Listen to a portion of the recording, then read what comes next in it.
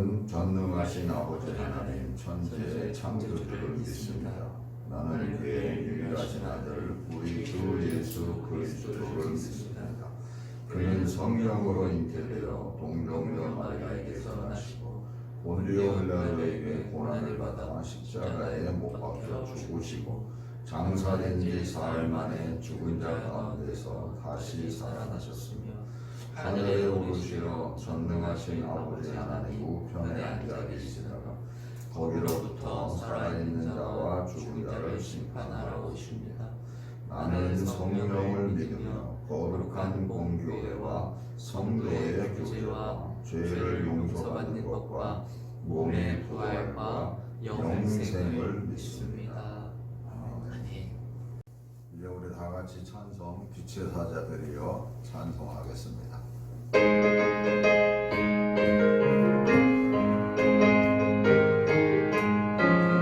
빛의 사자들이여 어서 와서 어둠을 물리치고 주여 진리로는 백성에게 어둠의 빛처럼 빛의 사자들이여 어둠의 빛처럼 죄로운 맘 밝게 빛처럼 빛의 사자들이여 위하여 힘을 내라 주 함께 하시겠네 주의 넓은 사랑을 전파하며 어둠의 빛처럼 빛의 사자들이여 어둠의 빛처럼 죄로운 밤 밝게 빛처럼 빛의 사자들이여 하신 말씀 좋아요 이 진리 전파하라 산과 바다 건너가 힘을 다해 어둠의 빛처럼 빛의 사자들이여 어둠의 빛처럼 죄로운 밤 밝게 빛처럼 빛의 사자들이여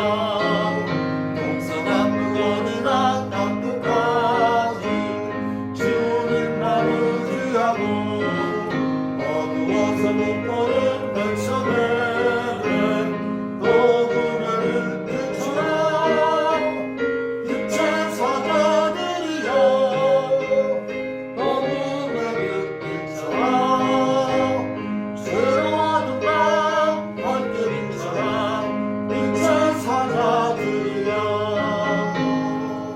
아멘. 우리 다시 한 번 더 찬송 부릅니다. 마귀들과 싸울지라.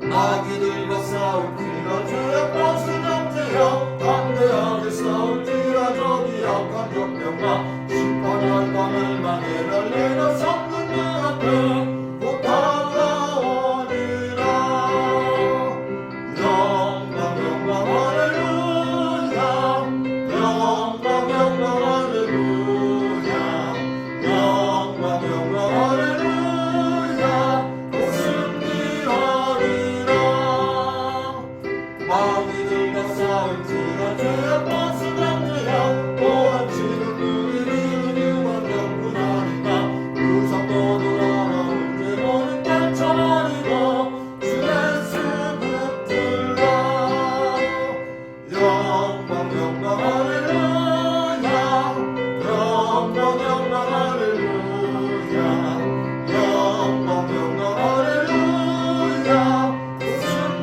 승리하리라 마귀들과 싸울지라 주의 벗은 형제여 우주 예수 그리스도 크신 나를 넘기고 너를 도와주시려고 서서히 가주시니 어서 나오라 영광 할렐루야 영광 할렐루야 영광 할렐루야 승리하리라.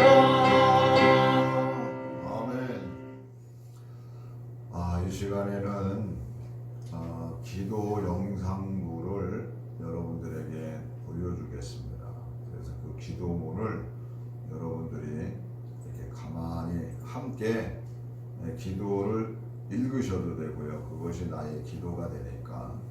그래서 같이 기도문을 함께 읽으시면서 기도하시고, 이제 끝나고 나서 우리 주여 3번 부르짖고 통성으로 기도하는 시간을 갖겠습니다.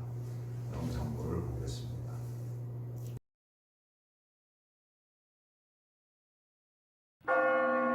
이 땅을 향한 주님의 긍휼하심을 간구합니다. 이 나라를 향한 주님의 긍휼하심을 간구합니다. 이 백성을 향한 주님의 긍휼하심을 간구합니다. 하나님의 아들 예수 그리스도시여, 우리를 불쌍히 여겨 주옵소서.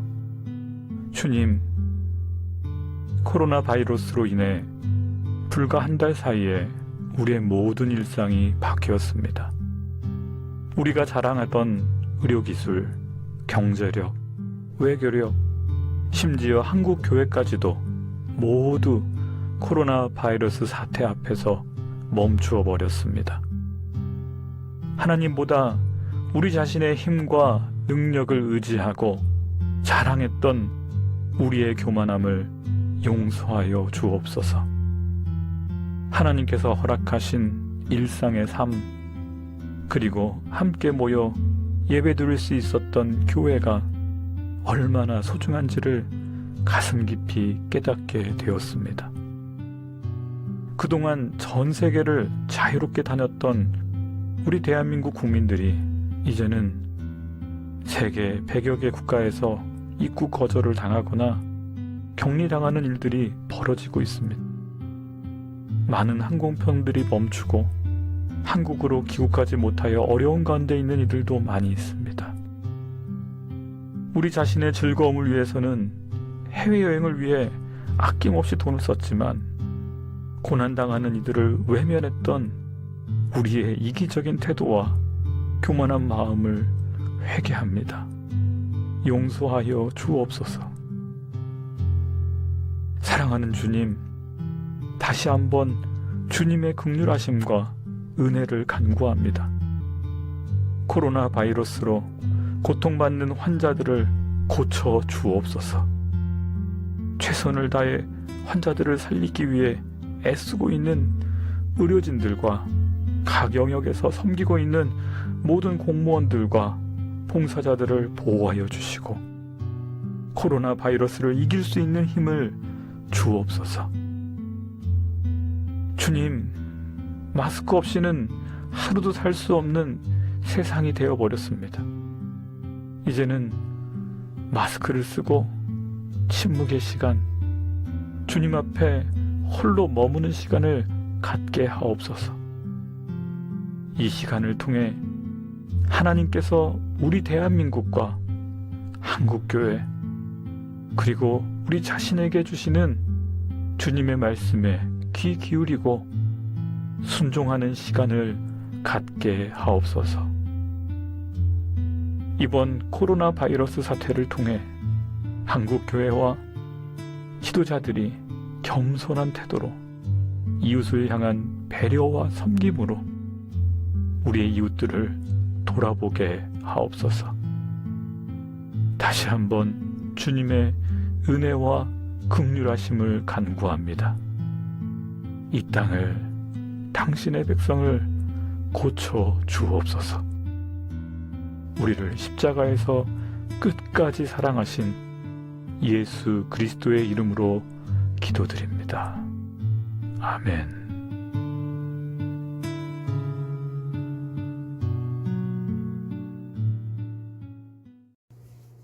이제 우리 주여 3번 부르짖고 통성으로 기도합니다.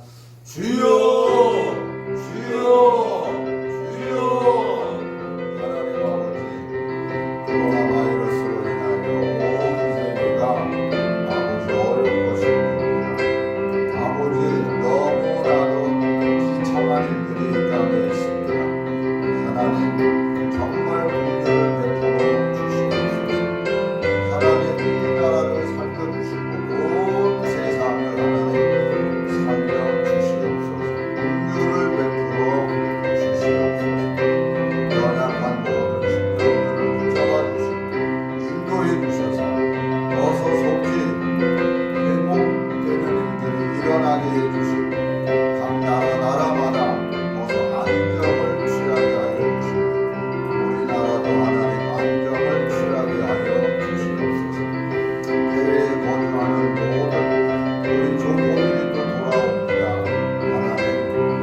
정말 저들의 건강을 지켜주시고 이곳에서의 모든 일들을 아름답게 해나갈 수 있도록 인도하여 주시옵소서.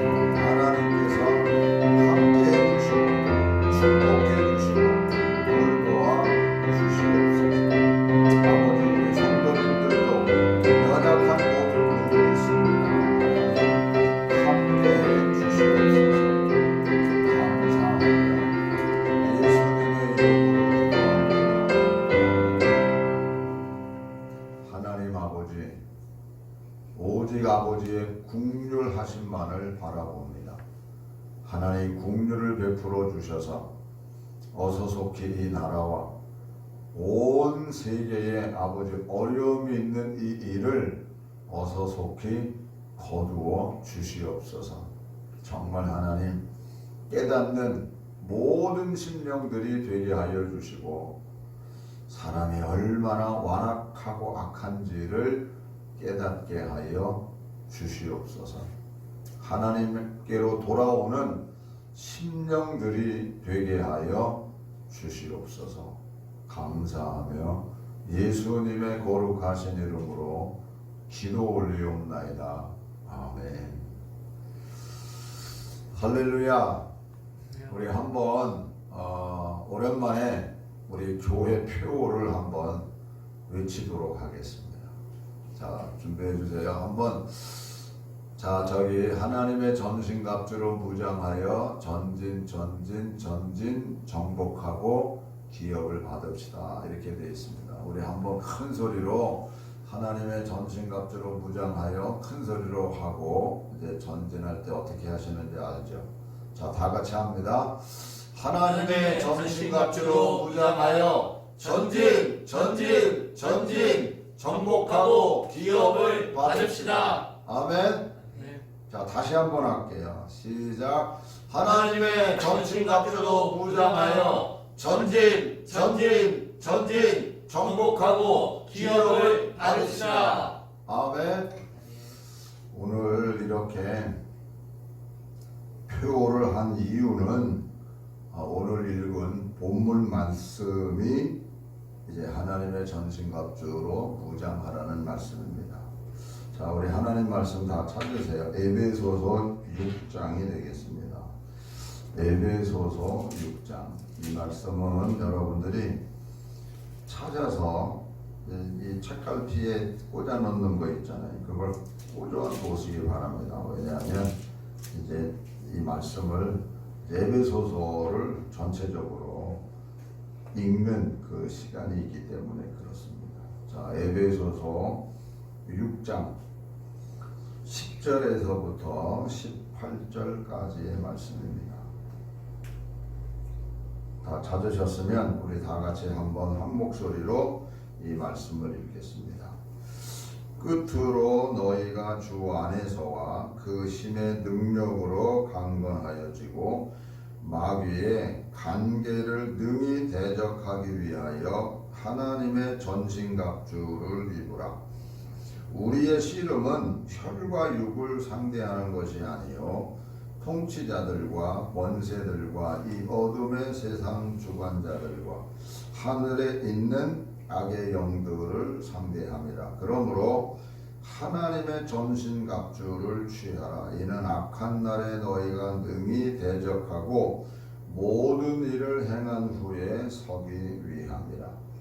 그런즉 서서 진리로 너희 허리띠를 띠고 의의 호심경을 붙이고 평안의 복음이 준비한 것으로 신을 신고 모든 것 위에 믿음의 방패를 가지고 이로써 능히 악한 자의 모든 불화살을 소멸하고 구원의 투구와 성령의 검 곧 하나님의 말씀을 가지라.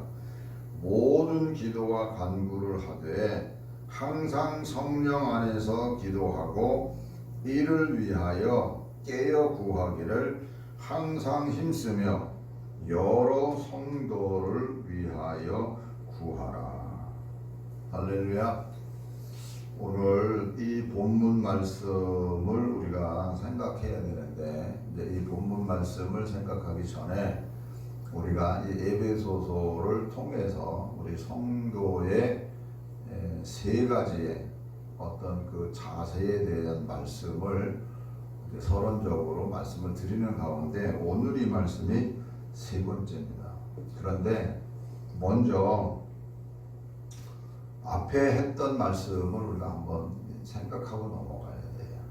그래야 오늘 이 말씀이 이제 더 이해가 되는데 아마도 오늘 이 본문 말씀은 못 들어갈 것 같아요. 우리가 처음에 이야기했던 것을 다시 한번 생각해보는 시간이 되면서 그게 정리가 돼야 진짜 우리가 싸울 수 있기 때문에 그렇습니다. 전에 말씀드린 것처럼 에베소서를 통해서 우리가 생각해야 될 부분이 세 부분이라고 말씀을 드렸습니다. 첫째는 우리의 정체성. 진짜 예수 믿는 사람의 그 신분과 지위가 어떠한지를 우리가 분명히 알아야 되거든요. 그걸 정확히 모르면 그리스도 안에서 행하는 일이나 또 악한 영과의 싸움에서 어떻게 싸워야 되는지를 전혀 모르기 때문에 그래요. 그래서 처음에 말씀드렸던 우리의 신분이 어떠한지 그걸 우리가 한번 먼저 지난 시간에 말씀을 드렸지만 다시 생각해 보고요. 두 번째로는 뭐였어요? 주 안에서 행하라.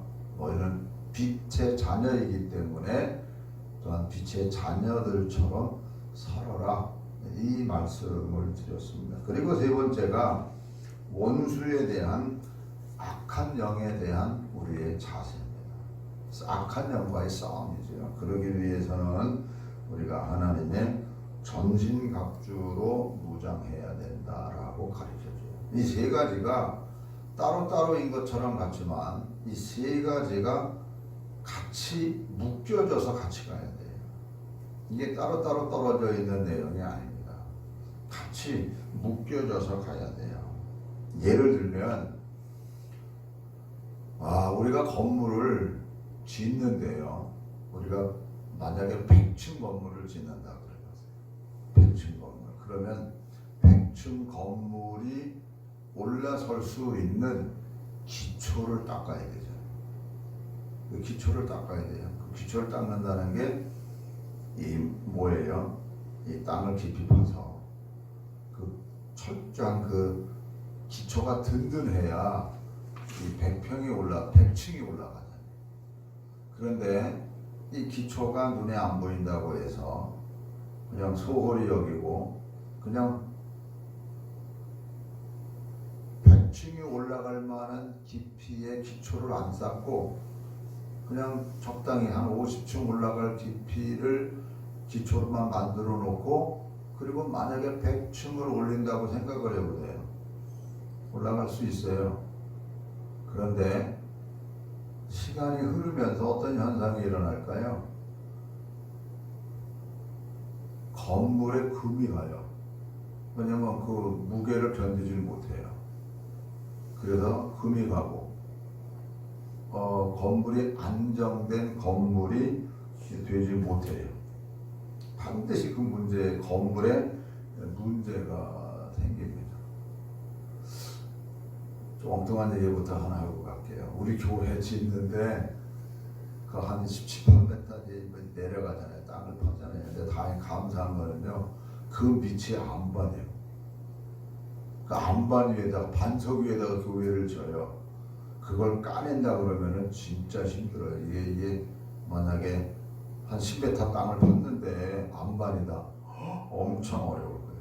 근데 참 감사하게도 한 15, 16m 정도 내려가서 안반이에요. 안반. 그러니까 우리는 그냥 안반 위에다가 교회 건물을 짓는 결과가 됐어요. 성서적으로. 할렐루야. 자, 어쨌든 100층을 지면 100층에 질만한 기초가 쌓여야 된다 하는 겁니다. 이와 비슷한 말을 사도 바울께서 말씀하셨어요. 그게 고린도전서 3장 10절에서 11절입니다. 다 같이 읽을게요. 내게 주신 하나님의 은혜를 따라 내가 지혜로운 건축자와 같이 터를 닦아주네. 다른 이가 그 위에 세우나 그러나 각각 어떻게 그 위에 세울까를 조심할지니라. 이 닦아둔 것 외에 능히 다른 터를 닦아둘 자가 없으니 이 터는 곧 예수 그리스도라고 가르쳐요. 그러니까 예수 그리스도가 터요. 기본이라고. 그 위에다가 이제 건물을 짓는 거예요. 근데 그 건물을 지을 때에 그 재료가 뭐냐? 이제 그게 관건이에요. 그게 12절입니다. 12절 말씀을 우리가 한번 다 같이 읽겠습니다. 만일 누구든지 금이나 은이나 보석이나 나무나 풀이나 집으로 이 터 위에 세우면, 지금 그 예수 그리스도 터 위에 집을 짓는데 이게 금, 은, 보석은 이게 재료가 아니에요. 나무나 풀집 이거 재료가 아니에요. 근데 이게 왜 뭐냐 하면은 13절에 보면 그게 나와요. 각 사람의 공적이라 그래서 그 각 사람의 공적 나타날 터인데 그날이 공적을 밝히겠다. 예, 공적이라 그러거든요. 자, 다시 12절로 다시 돌아오면 만일 누구든지 금이나 은이나 보석이나 나무나 풀이나 집으로 이 터 위에 이제 세우는데,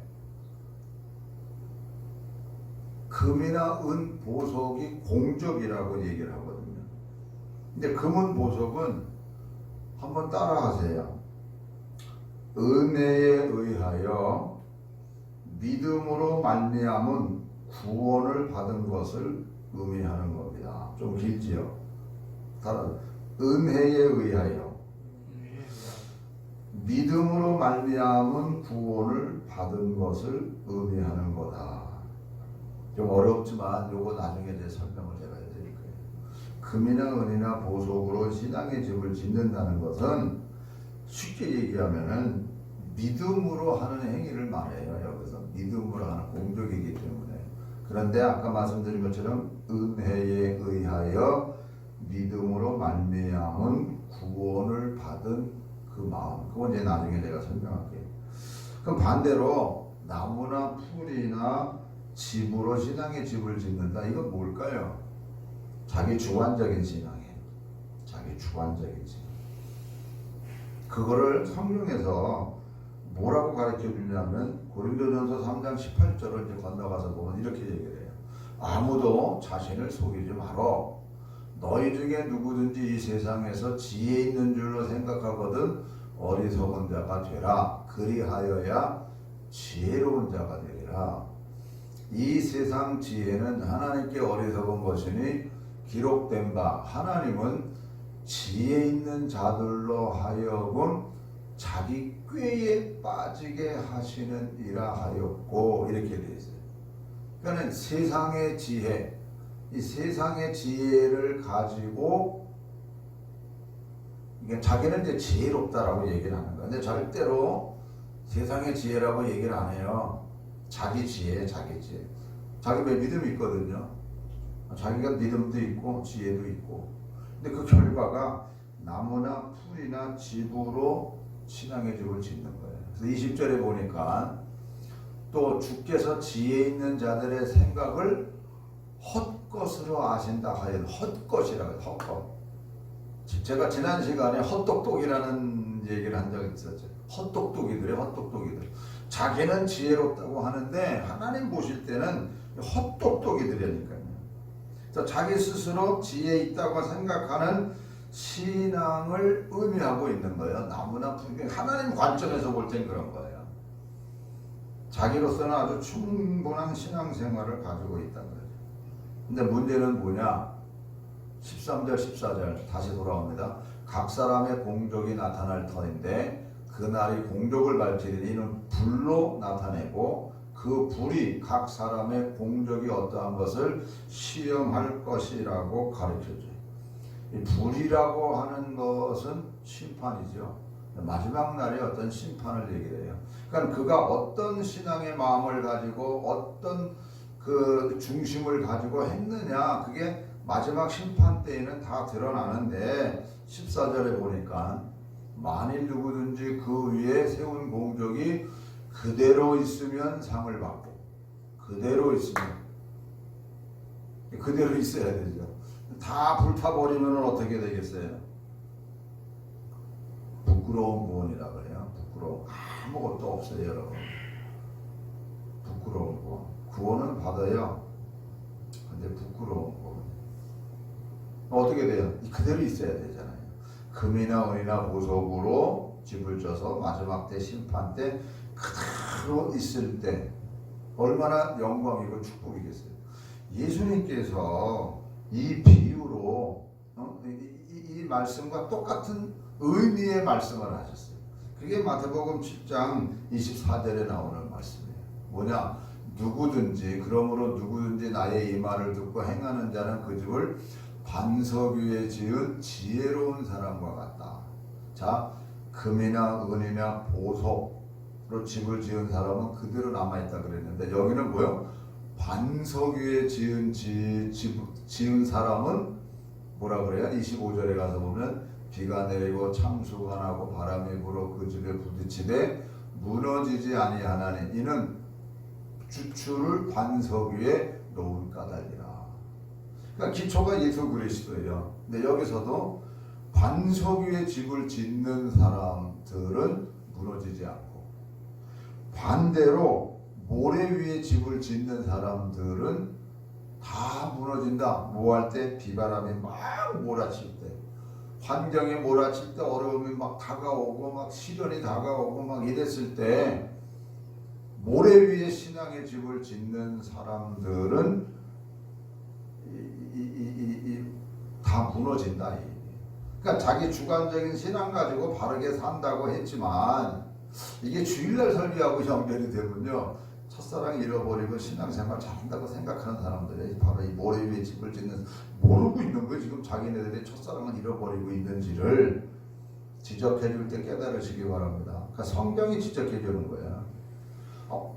이게 처음에 시작은 어떤 의미에서는 예수 믿는 믿음 가지고 시작을 했잖아요. 그런데 과정에서 끝까지 가는 사람이 있는가 하면 중간에 자기 생각대로 갔기 때문에 그런 거예요. 여기서 하나 더 연결 지을 수 있는 게 있습니다. 금이나 은이나 보석으로 신앙의 집을 짓는 사람은 반석의 집을 졌는데, 반석 위에 집을 짓는 사람은 뭐냐? 옥토에 뿌려진 씨앗과 똑같아요. 이게 이렇게 묶여지는 거예요. 그럼 반대로 묶어볼까요? 나무나 풀이나 집으로 신앙의 집을 짓는 사람들은 뭐요? 모래 위에 집을 짓는 사람과 같고, 이 사람들은 뭐요? 가시 엉겅퀴에 뿌려진 씨앗과 같고, 돌짝밭에 떨어진 씨앗과 같고, 길가에 떨어진 씨앗과 같은 거예요. 결국 뭐예요? 열매가 없잖아요. 그러니까 이렇게 묶어서 생각할 수 있는 거예요. 그러니까 우리가 어떤 믿음의 신앙의 자세를 가지고 살아가야 되나. 여러분, 옥토에 뿌려진 씨앗만 봐도 우리가 참 옥토에 뿌려진 그 어떤 심령이 돼서 30배, 60배, 100배의 열매를 얻기를 원하는 게 그게 오늘 우리들의 마음이잖아요. 자, 이런 의미에서 마가복음 4장 1절에서 9절 말씀 한번 찾으세요. 이거는 찾아서 읽어가야 돼요. 마가복음 4장 찾으세요.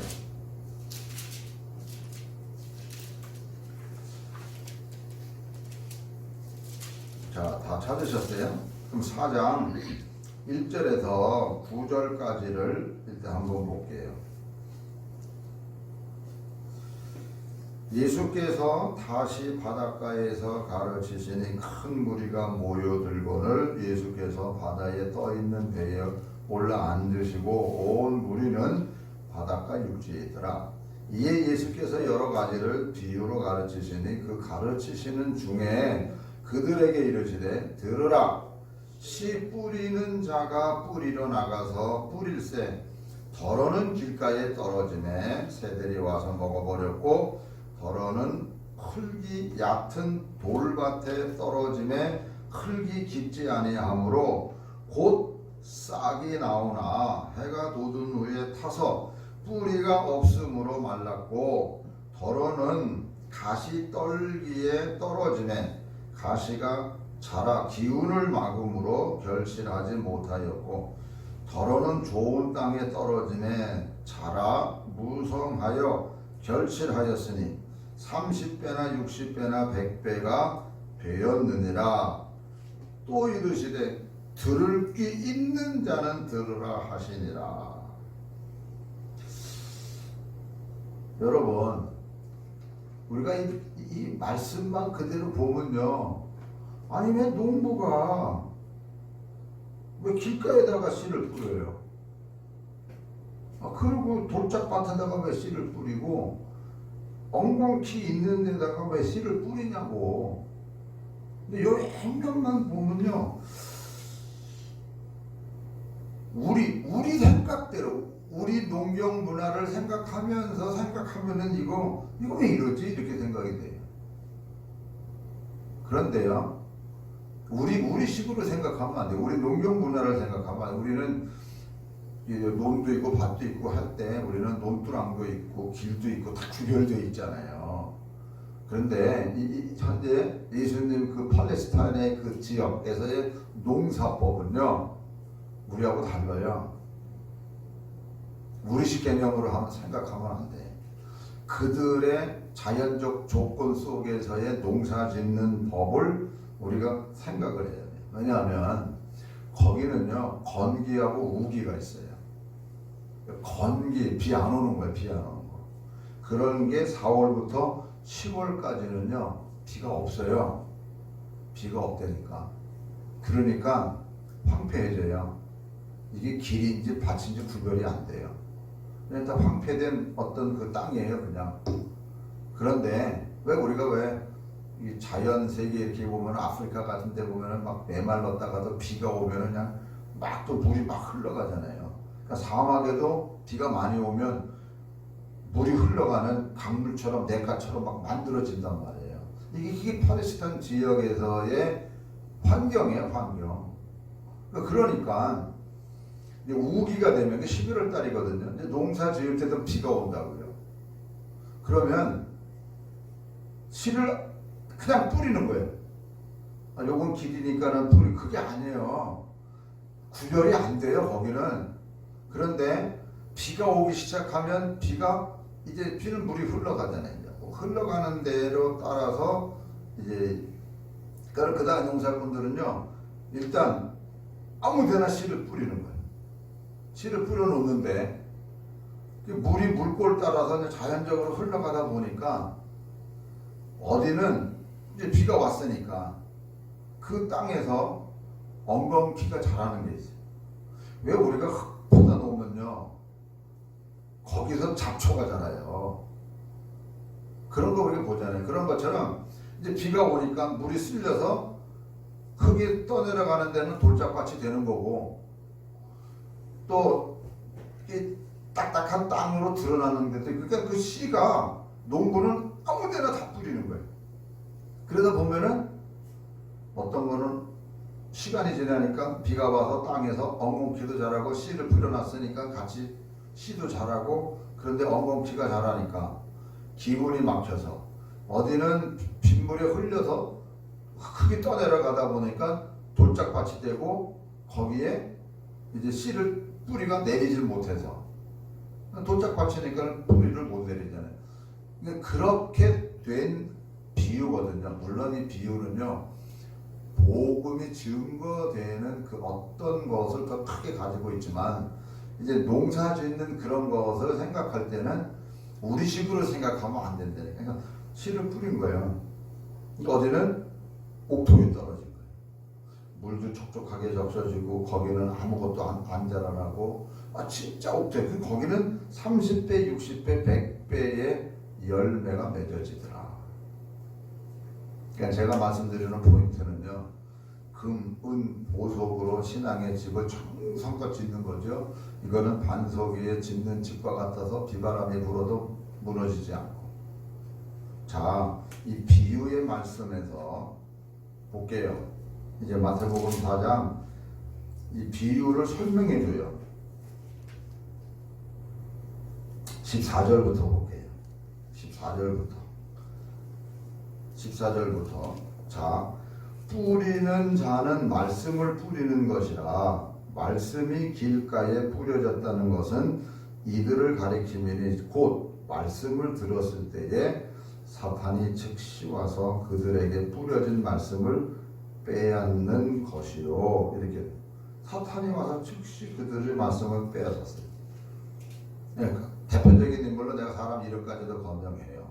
김용욱 씨라는 분 있잖아요. 김용욱 씨라는 분. 그는 그 집안이요 대단한 집안이야. 기독교 대단한 집안입니다. 근데 그 한 사람만 돌연변이에요. 그래가지고 기독교를 진짜 핍박해요. 뭐라 그러는 줄 알아요? 청년들이 예수를 안 믿는 게 얼마나 다행스러운지 모른다는 이런 소리를 해요. 그러니까 그 집안은요 기독교 집안이라니까. 그런데 말씀을 사탄에게 다 뺏겨버린 거예요. 그러니까 그런 소리를 해요. 청년들이 예수를 안 믿는 게 얼마나 축복인지 이게 제정신이냐고. 그렇게 교회를 핍박하는 사람들이 있어요. 복음을 진짜 모르는 최고의 지성이라고 얘기를 하죠 사람들이. 그래서 아까 말했잖아요. 그 어리석은 그 자기의 지혜를 가지고 얘기하면은 하나님이 웃는다니까요. 바로 그거예요. 마귀에게 뺏긴다니까. 또 돌밭에 뿌려졌다는 것은 이들을 가리킴이니 곧 말씀을 들을 때에 즉시 기쁨으로 받으나 그 속에 뿌리가 없어 잠깐 견디다가 말씀으로 인하여 환난이나 박해가 일어나는 때에는 곧 넘어지는 자요. 또 어떤 이가 가시떨기에 뿌려진 자는 이들은 말씀을 듣기는 하되 세상의 염려와 재물과 유혹과 기타 욕심이 들어와 말씀을 막아 결실하지 못하게 되느냐. 예. 마찬가지야. 비바람이 불고 막 풍파가 일어나고 창수가 나고 막 이러면은 지금 무너지는 것처럼 믿음의 신앙이 무너져 버린다니까. 열매 못 믿는 거 이게 똑같은 말씀이에요. 그러나 좋은 땅에 뿌려졌다는 것은 곧 말씀을 듣고 받아 30배나 60배나 100배의 결실을 맺는다라고 가르쳐주고 있습니다. 그러므로 아까 말씀드린 것처럼 금이나 은이나 보석으로 신앙의 집을 잡는 자들은 반석 위에 집을 짓는 자와 똑같고 옥토에 떨어진 그 씨앗과 똑같은 것으로 연결이 된다 하는 겁니다. 그러므로 사랑하는 성도 여러분, 진짜 우리가 예수님을 믿으면서 사는 이것이 얼마나 귀한 은혜요 축복인지를 우리가 기억하셔야 돼요. 그리고 이렇게 금이나 은이나 보석으로 신앙의 집을 짓고 또 옥토에 뿌려진 씨앗과 같고 반석 위에 신앙의 집을 져서 비바람이 불어도 무너지지 않는 그런 어떤 결과가 되려면 어떻게 해야 되나? 그게 제일 먼저 말씀드렸던 것이 에베소서 다시 2장으로 넘어가요. 에베소서 우리가 처음 시작할 때 봤었던 말씀이었거든요. 에베소서 2장 4절부터 보겠습니다. 에베소서 2장 4절. 자, 이거는 찾아서 여러분 읽으세요. 4절에서부터 6절까지 시작. 국률이 풍성하신 하나님이 우리를 사랑하신 그 큰 사랑을 인하여 허물로 죽은 우리를 그리스도와 함께 살리셨고 너희는 은혜로 구원을 받은 것이라. 또 함께 일으키사 그리스도 예수 안에서 함께 하늘에 앉히시니 라는 말씀. 하늘 보좌에 주님과 함께 앉히셨다라고 가르쳐주고 있습니다. 이 말씀을 여러분들이 먼저 기억하셔야 돼요. 좀 더 자세히 보면 1장 17절에 보면 이런 말씀으로 시작이 돼요. 우리 주 예수 그리스도의 하나님 영광의 아버지께서 지혜와 계시의 영을 너희에게 주사 하나님을 알게 하시고. 여러분, 하나님을 아는 거는요 내 지식으로 하는 게 아니에요. 지혜와 계시의 영, 즉 성령이 내게 임하셔서 하나님을 알게 해주셔야 돼요. 그래야 하나님을 아는 거예요. 그리고 이 하나님을 알게 하시는 주 예수 그리스도의 하나님 영광의 아버지께서 조금 건너뛸게요. 그의 능력이 20절로 넘어가요. 20절.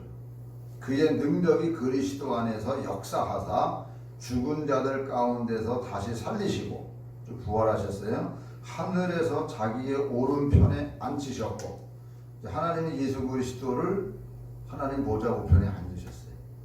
자, 그리고 나서 예수 그리스도를 믿는 우리들을, 그게 6절이에요. 2장 6절. 또 함께 일으키사 그리스도 예수 안에서 함께 하늘에 앉히셨다.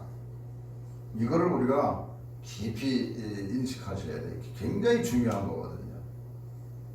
능력의 하나님께서 주 예수 그리스도의 하나님 영광의 아버지께서 예수 그리스도를 다시 부활시키고 보좌에 앉히셨고, 그리고 나서 그리스도 안에 있는 모든 사람들도, 즉 우리들 예수 믿는 사람들을 하나님 보좌에 앉히셨다.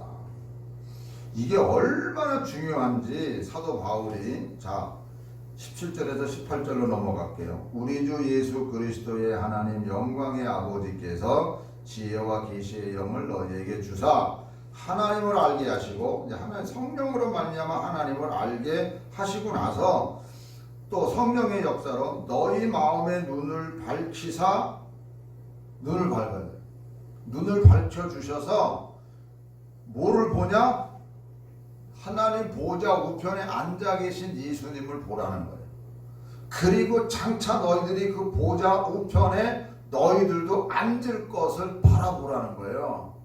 물론 이 다음 말씀에 너희들의 부르신 소망이 뭐고 너희들이 받은 기업이 뭐냐 이러는 것도 다 예수 그리스도께서 보좌 우편에 앉으셨고, 보좌 우편에 앉으신 그분에게 하나님께서 모든 21절에 보면 통치와 권세와 능력과 주권과 이 세상뿐 아니라 오는 세상에 일컫는 모든 이름 위에 뛰어나게 하신 그 하나님의 모든 권세와 능력을 주님께 다 주셨는데, 예수를 믿는 우리들에게도, 하나님 보좌 우편에 앉아있는 우리들에게도 동일하게 그 모든 것을 다 주셨다는 얘기예요.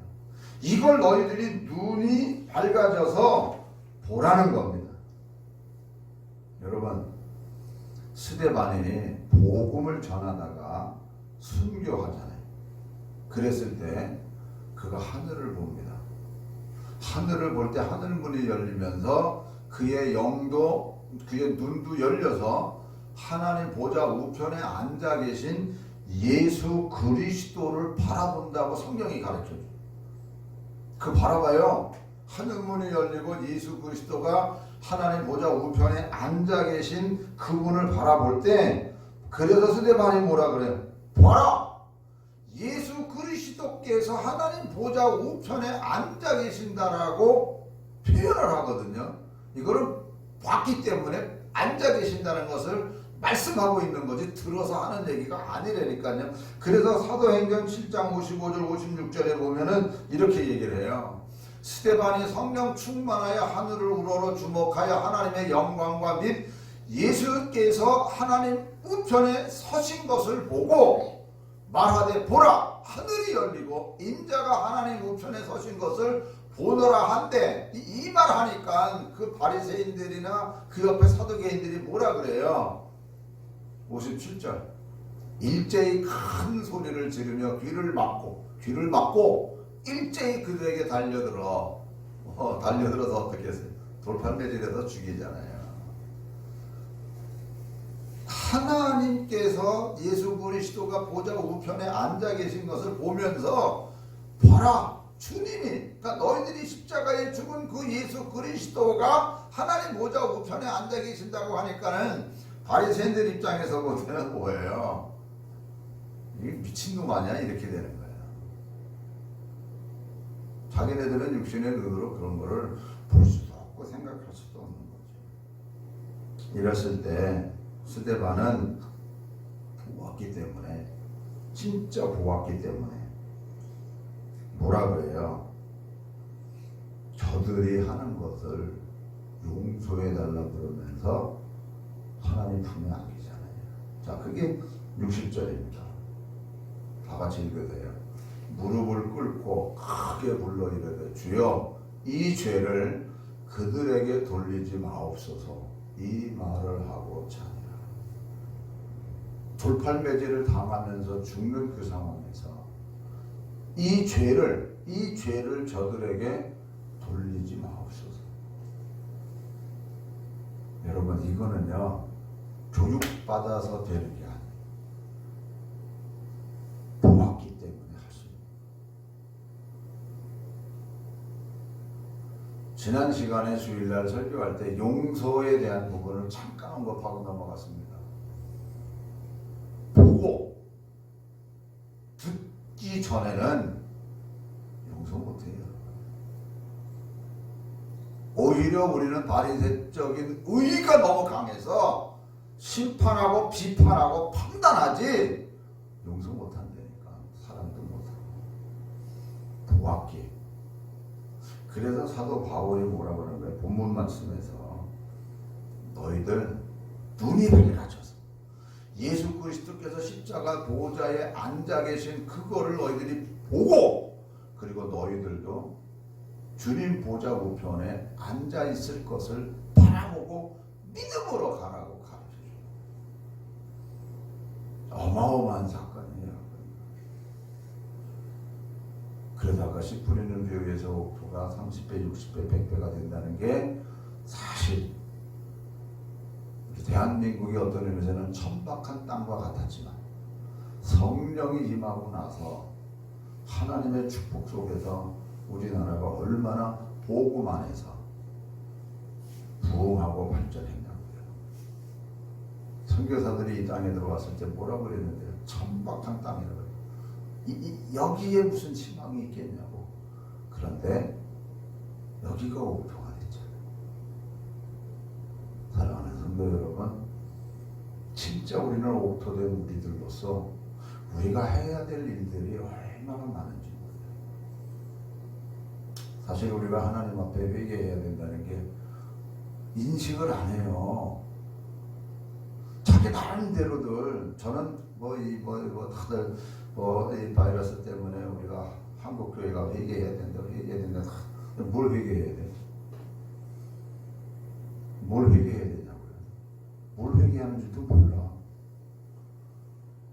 저는 누차 그런 얘기를 해요. 왜 지들 편한 대로 왜 저녁 예배 없었냐고.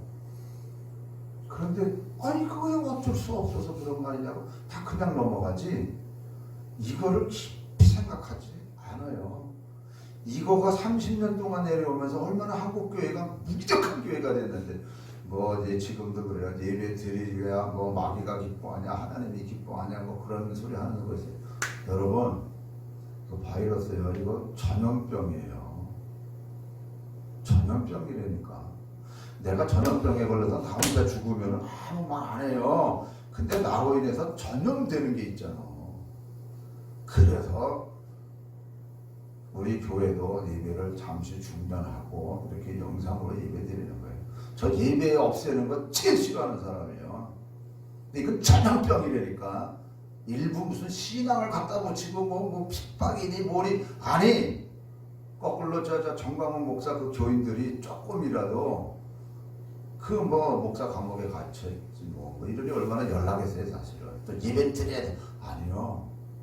오히려 그런 걸 다 감수하면서 오히려 다른 사람들을 생각하면서 우리가 예배 드리는 것이 진짜 좋지만 이래도 우리가 겸손하게 이런 걸 받아들이면서 다투지 말고. 성경이 어디 다투라 그랬어요?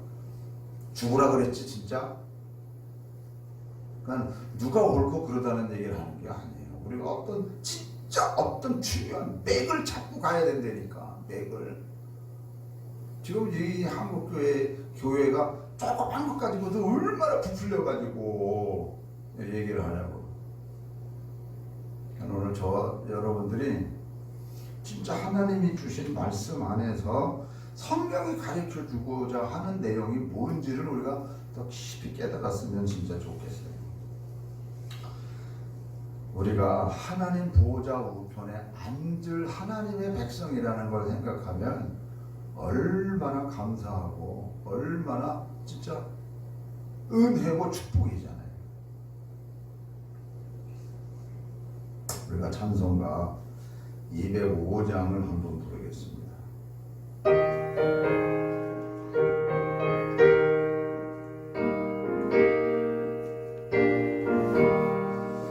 예수 앞에 나오면 모든 죄 사고 주의 품에 안기어 편히 쉬리라. 우리 주만 믿으면 모두 구원 얻으며 영생 복랑별류가 확실히 받겠네. 아멘. 여기서 끊을게요. 1절 가서 다시 한번 띄워줘 보세요. 예수 앞에 나오면, 다시 말하면 예수님을 믿으면 모든 죄 사하고 모든 죄를 사함받는 거예요. 그리고 주님 품에 안기어 편히 쉬리라. 주님 품에 안기어. 우리가 아까는 하나님의 보좌 우편에 앉아 있다라고 했는데, 이걸 다른 말로 표현하면 저 가사처럼 주님 품에 안기는 거예요. 주님 품에 안기는 거예요.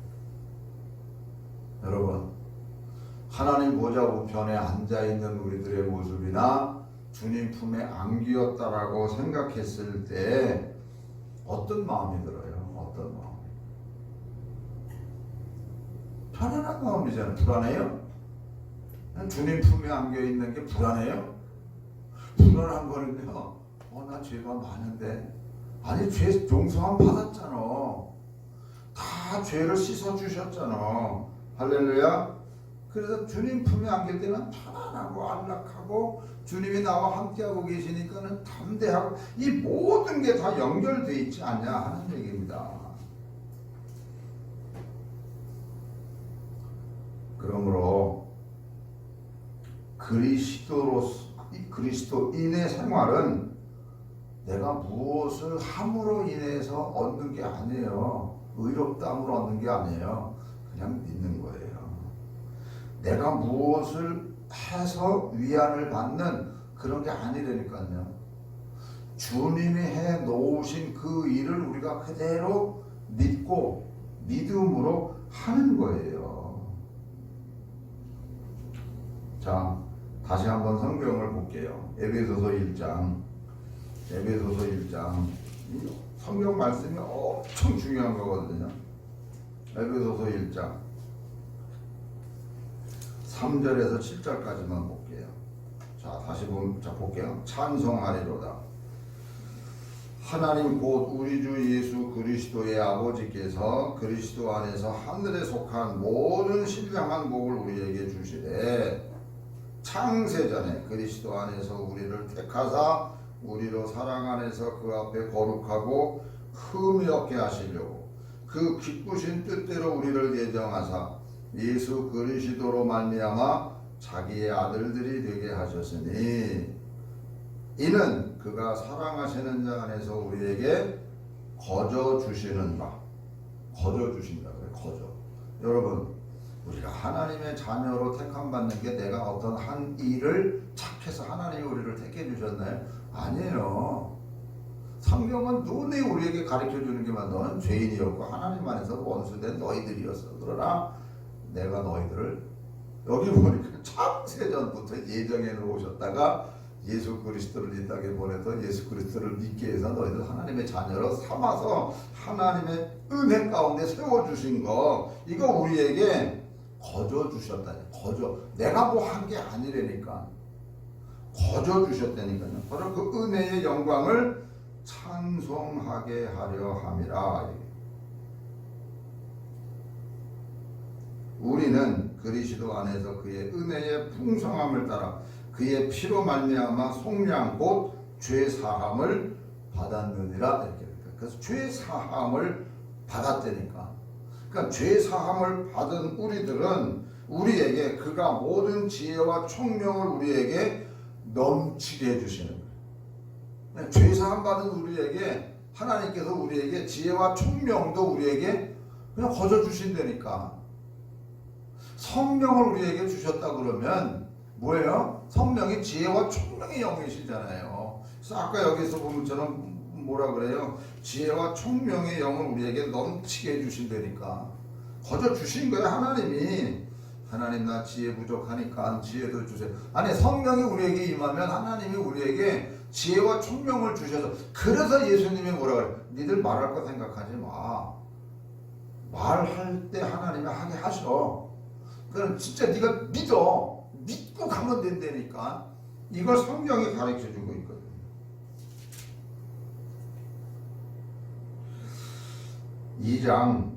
2장으로 넘어옵니다.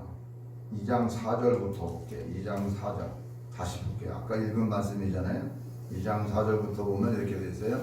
국률이 풍성하신 하나님이 우리를 사랑하신 그 큰 사랑을 인하여 허물로 죽은 우리를 그리스도와 함께 살리셨고 너희는 은혜로 구원을 받은 것이라. 또 함께 일으키사 그리스도 예수 안에서 함께 하늘에 앉히신 이는 그리스도 예수 안에서 우리에게 자비하심으로써 그 은혜의 지극히 풍성함을 오는 여러 세대에 나타내려 하심이라. 자, 8절은 여러분 다 같이 한번 읽습니다. 너희는 그 은혜에 의하여 믿음으로 말미암아 구원을 받았으니 이것은 너희에게서 난 것이 아니요 하나님의 선물이라. 다시 한번 읽어요. 너희는 그 은혜에 의하여 믿음으로 말미암아 구원을 받았으니 이것은 너희에게서 난 것이 아니요 하나님의 선물이라. 아까 1장 6절을 다시 한번 앞에 와서 다시 읽어볼게요. 이는 그가 사랑하시는 자 안에서 우리에게 거저 주시는 바, 거저 준다. 그의 은혜의 영광을 찬송하게 하려 함. 거저 주셨다니까. 거저. 그러니까 여기서 8절이 바로 그 말이야. 너희는 그 은혜에 의하여 믿음으로 말미암아 구원을 받은 것이다. 우리가 믿음으로 구원받는다는 말을 잘하죠. 이거 잘못하면요, 내 믿음, 내가 무언가 해서 얻은 그 믿음, 이걸로 내가 구원함을 받았다고 생각을 할 수 있어요. 근데 그 앞에 있는 그 은혜에 의하여, 아까 처음에 시작할 때 좀 힘들지만 따라하라고 했던 말이 이 말씀이었잖아요. 그 은혜에 의하여, 그 하나님이 우리에게 베풀어 준 그 은혜에 의해서 우리가 믿음도 갖게 하셨고 그 믿음으로 말미암아 우리가 구원함을 받았다니까. 아멘. 자, 그래서 행위에서 난 것이 아니니 이는 누구든지 자랑하지 못하게 하려 합니다. 누구든지 그래서 자랑하지 못하게 하는 거예요. 그러니까 여러분 예수 믿으면서 뭐 내가 예수 믿은지 뭐 얼마 됐고 뭐 그거 아무 소용 없다니까요. 괜히 자기 의의를 드러내는 거예요. 우리는 여기까지 하게 해주신 그 은혜만 해도 너무 감사한 거예요. 받을 자격 없는 우리를 그렇게 불러주셔서 하나님 은혜 가운데서 일하게 해주신 그 자체만 놓고 할 때 얼마나 감사하니. 뭘 시시비비를 걸고 뭘 따지고 뭐 그러냐고요. 교회 안에서. 세상에서 그러는 거는 내가 얘기 안 해요. 근데 교회 안에서 뭘 시시비비를 따져. 항상 그랬잖아요. 명분 잘하려고 그런다고, 옳게 하려고 그런다고, 뭐가 잘하고 뭐가 옳아, 다 자기 주관적인 생각이지. 그 다 너는 없다 그러잖아. 성경은 너는 없고 오직 예수님만 네 안에 있어. 예수님이 그렇게 따지지? 예수님이 시시비비 걸디? 아니잖아요. 그러니까 다 뭐예요? 나무나 풀이나 집으로 신앙의 집을 짓고 있는 얘기예요. 다 모래 위에 집을 짓고 있다니까. 다 첫사랑 잃어버리고 지금 신앙생활하고 있다니까. 옥토가 아니라 가시 엉겅퀴 속에 잡혀있다니까. 깨달으라는 거야. 성령이 교회들에게 하는 말씀을 깨달아라. 우리는 자랑할 게 아무것도 없습니다. 거저 주시는 하나님이시기 때문에.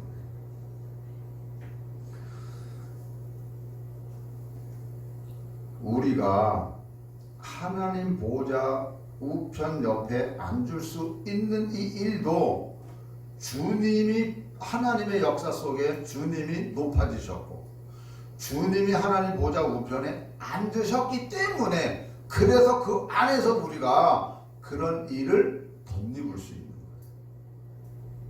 주님이 하나님의 은혜 가운데서 부활하지 못하셨고 그랬으면요 우리 이 성경이 이거 진짜 거짓말이에요.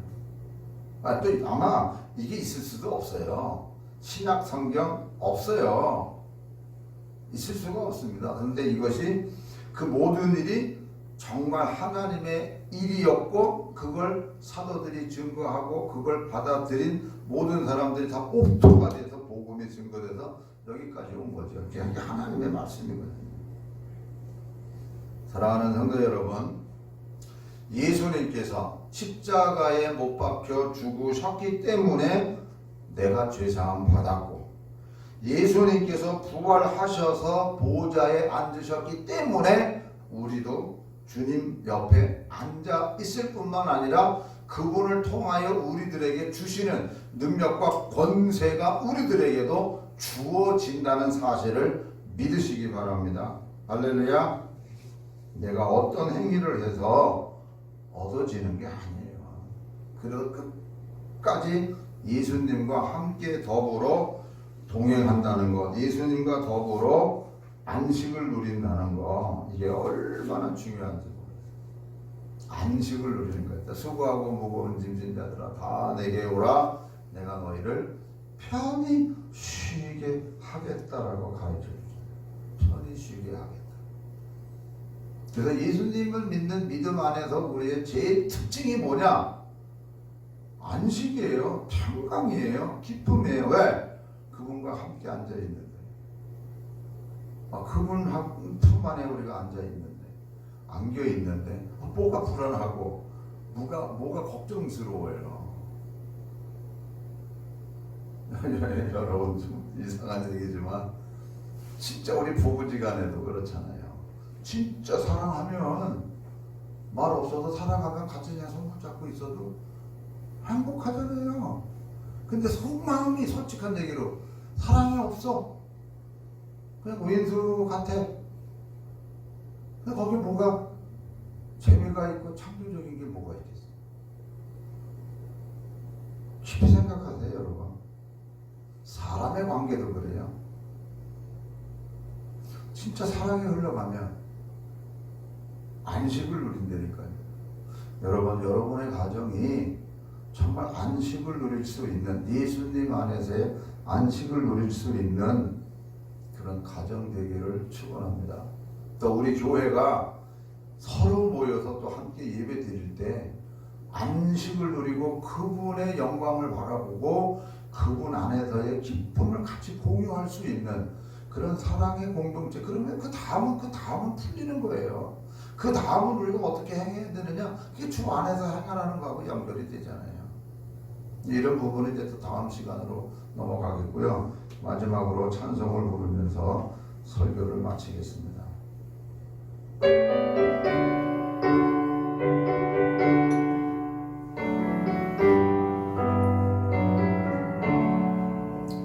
예수로 나의 구주 삼고 성령과 피로써 거듭나리 이 세상에서 내 영혼이 하늘의 영광 누리도다. 이것이 나의 찬송이요 이것이 나의 찬송이요 나 사는 동안 끊임없이 구주를 찬송하리로다. 아멘. 1절 가사를요. 예수로 나의 구주 삼고 성령과 피로써 거듭나니 이 세상에서 내 영혼이 하늘의 영광 누리도다. 여러분, 이거 설명을 어떻게 해요? 설명 못해요. 그냥 믿어지는 거예요. 그리고 영혼의 눈이 열려서 주님 보좌 우편에, 하나님 보좌 우편에 앉아 계신 예수 그리스도를 바라보면 바로 이 찬송, 이것이 나의 감정이요 이것이 나의 찬송이었어요. 니고데모가 그렇게 학식이 풍성한 율법을 그렇게 잘하는 사람이라도 거듭나야 돼. 못 알아듣잖아요. 사랑하는 성도 여러분, 이 찬양이 그냥 찬양으로서 그냥 부르는 노래가 아니고 고백이 되기를 축원합니다. 다시 찬양할게요.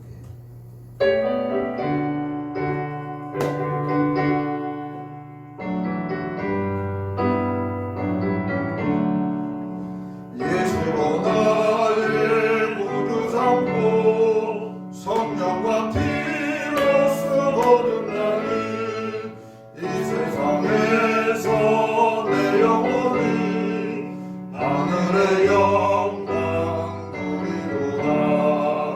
이것이 나의 찬송이요 이것이 나의 찬송이세. 나 사는 동안 끊임없이 구주를 찬송하리로다. 온전히 주께 맡긴내요. 사랑의 음성을 듣는 중에 천사들 왕래하는 것과 하늘의 영광 보리로다. 이것이 나의 감정이요 이것이 나의 찬송이세. 나 사는 동안 끊임없이 구주를 찬송하리로다. 주 안에 기쁨 누림으로 마음의 풍랑이 잔잔하니 아멘. 세상과 나는 강도 덮고 구속한 주만 보이도다. 이것이 나의 간증이요 이것이 나의 찬송이세. 나 사는 동안 끊임없이 구주를 찬송하리로다. 아멘.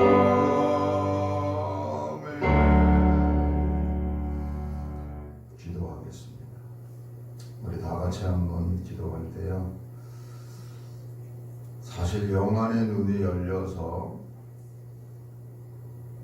그리스도께서 보좌에 앉아 계신 것을 보는 자만이, 영의 귀가 열려서 정말 하나님의 음성을 듣는 자만이 이것이 나의 간증이요 이것이 나의 찬송이라고 부르며 전진할 수 있습니다. 이런 자만이 영적인 싸움을 싸워줄 수 있고 그리고 승리할 수 있습니다. 내 신념과 내 경험 가지고 하는 일이 아닙니다. 우리가 더 깊이 이 나라를 걱정하면서 또 바이러스에 대한 것 때문에 온 세계가 진짜 걱정하잖아요. 어떻게 어려움이 닥칠런지. 그리고 더 두려운 거는요, 경제적인 쓰나미가 올까봐 더 걱정스럽습니다. 앞으로 지난 시간이 너무나도 좋았다라고 할 때가 올 것만 같아서 두렵습니다. 하나님께 그래도 그만큼 더 매달려야 되고요. 하나님께 우리가 더 부르짖어야겠다. 그리고 우리가 더 하나님께 하나님의 뜻을 깨닫고 진짜 우리 영혼의 눈이 열려서 모든 것을 하나님께서 하고 계시다는 것을 바라볼 수 있는 그 믿음으로 또한 기도하시기 바랍니다. 우리 주여 세 번 부르짖고 통성으로 기도합니다. 주여 주여 주여. 하나님 아버지 긍휼을 베풀어 주시옵소서. 정말 긍휼을 베풀어 주시옵소서. 어려워도 힘들어도 하나님 십자가 짊어지고 가야 될 그 길을 걸어갈 수 있게 하여 주시옵소서. 아버지 믿습니다. 아버지 정말 네 자신을 부인하고 나를 쫓을래? 우리가 내 십자가 짊어지고 따라와. 우리가 순간순간을 십자가를 선택할 줄 아는 지혜로운 자 되게 해주시옵소서.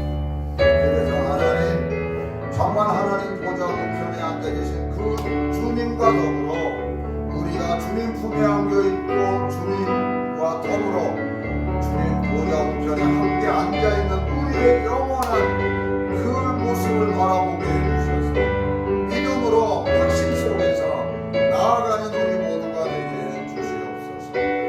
하나님 어서 속히 이 땅의 재앙을 거두어 주시옵소서.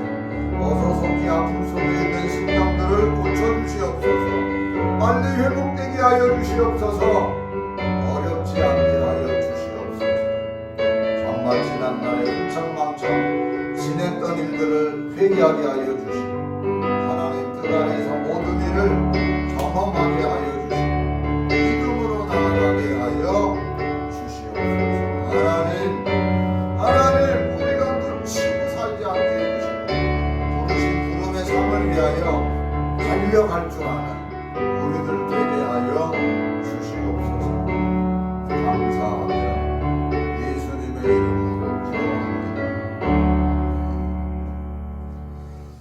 하나님, 사도 바울께서 간절하게 우리에게 부탁하는 게 너희 눈이 밝아져서 정말 너희 눈이 열려서 너희들이 부르신 그 부름의 상이 무언지 또 너희에게 하나님께서 기대하고 있는 그 소망이 무언지 제발 알라고, 그리고 더 나아가서는 하나님 보좌 우편에 앉아 계신 예수 그리스도를 바라보라. 그리고 너희들도 장차 그 보좌 우편에 앉을 너희들이라는 것. 그러기에 너희가 성령이 거하는 성전인 줄을 알지 못하느냐? 그러므로 너희들이 깨끗한 삶을 살라고. 내가 거룩하니 너희도 거룩하라고.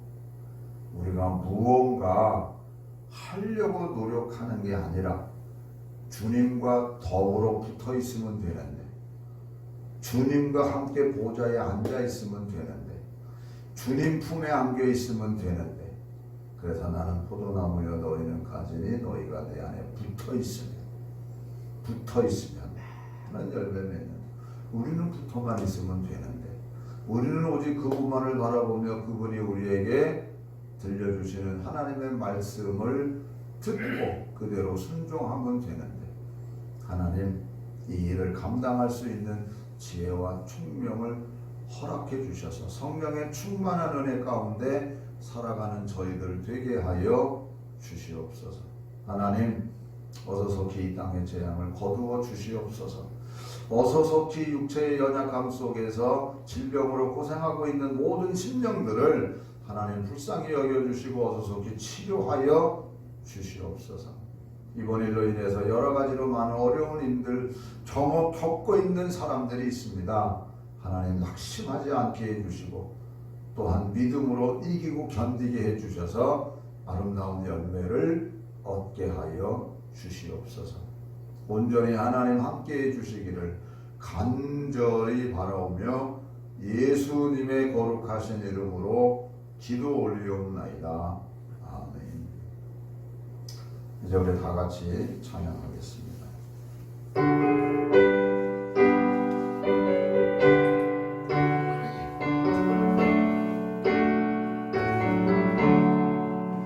내 모든 손 기도의 제목 예수를 담기 원합니다.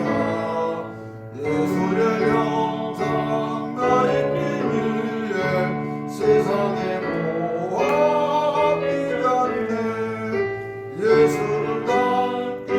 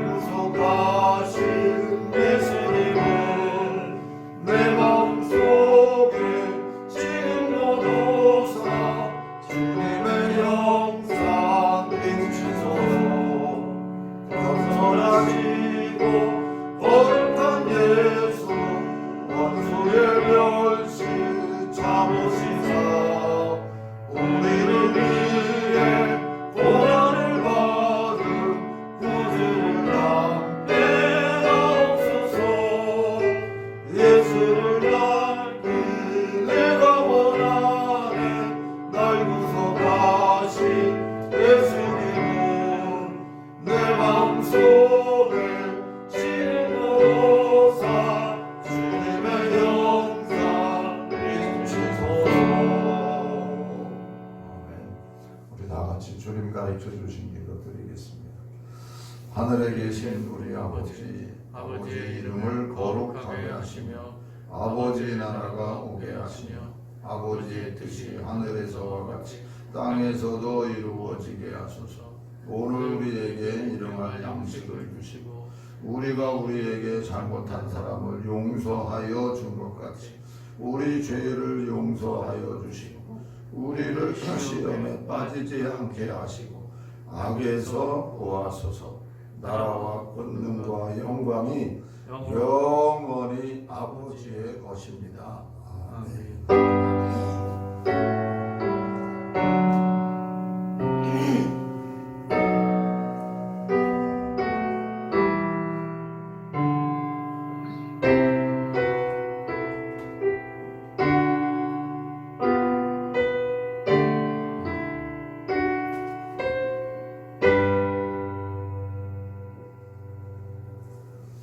네, 이것으로 수요 예배를 마치도록 하겠습니다. 여호와 샬롬, 할렐루야.